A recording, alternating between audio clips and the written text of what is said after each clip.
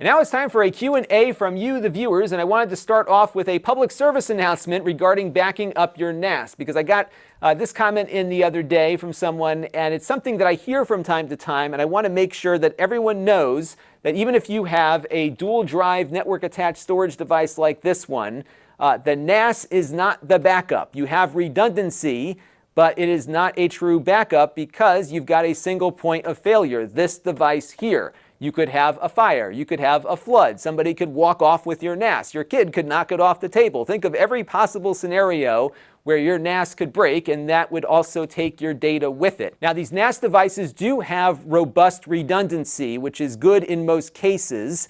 So that means if you had, for example, drive 2 here fail, you can pull it out even while the device is in operation, put in another drive, and drive 1 will slowly get imaged over to drive 2, and you'll have that redundancy restored after a period of time. It will take some time if you've got a lot of data, though, and one thing to keep in mind is that when you are in that repair scenario where you're bringing in a new drive and re-imaging the first drive to it, if you lose the first drive in that process, your data is gone. So this is one of those things where if you have a backup, that situation also would be something that you can avoid significant data loss from. So all these things you just got to think about. And the really important thing is to have a number of backups. So what I do with my NAS right now is I have a local external drive backup. So I back up everything that's important from the NAS to an external drive that's plugged into it.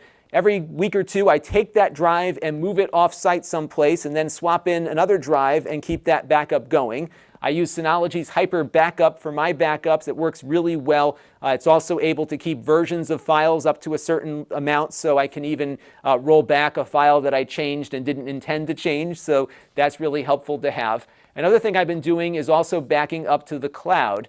I'm using Amazon Glacier for that. That's a service where it's very cheap to store the data, but it can be very expensive to get the data out, and it also takes a long time to get the data out. But my theory here is that that's my absolute last resort because I have very good local off-site backups that I'm using. So, if that somehow fails, I have the cloud as that fallback, and that way I'm not spending a lot of money to store my data up in the cloud, but I still have it up there if I need it. So that's my backup strategy. And then, of course, the things that I'm working on, documents, for example, I'm storing those either, again, in my Google Drive, as I mentioned earlier, or in Dropbox. So those kinds of things are covered as well. But again, make sure you got the NAS backed up, because just because you have redundancy, again, doesn't mean you have a backup. This channel is brought to you by the Lon.TV supporters, including gold level supporters Chris Allegretta, the Four Guys with Quarters podcast,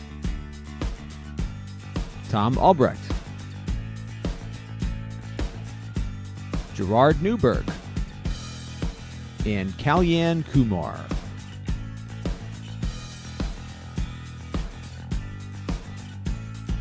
If you want to help the channel, you can by contributing as little as $1 a month.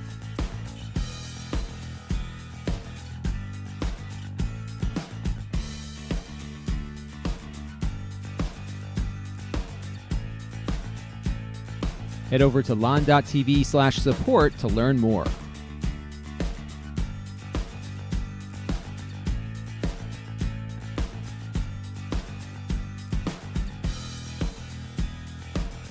And don't forget to subscribe. Visit lon.tv/s.